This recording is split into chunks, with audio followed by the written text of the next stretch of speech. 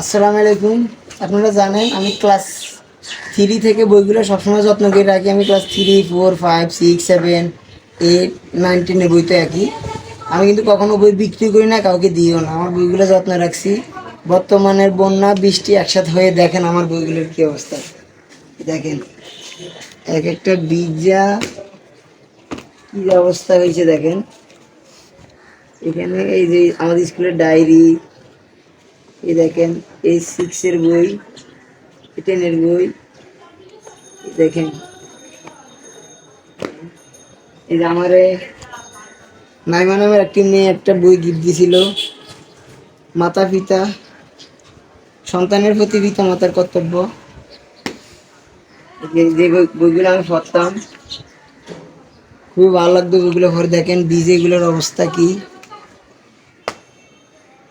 দেখেন কি দেখাম এখানে এক কথা নাই, সবগুলোই বীজে একদম শেষ। দেখেন এই ভিতরে আছে এই যে এক একটা ফুলে দেখেন 5-10 কেজির মতো ওজন হয়ে গেছে। আমার একটা স্যার আমার থেকে একটা আইসিটি বই চাইছিল। স্যার দেখেন বর্তমান বইয়ের কি অবস্থা, এখন তো হয়তো বিশ্বাস করবেন না, ভিডিওটা দেখে যদি বিশ্বাস করেন। দেখেন মানে এগুলা যে আর কিছু করবো ওই সুযোগও নাই, এগুলো ফেলে দেওয়া ছাড়া আর কোনো সুযোগ নেই।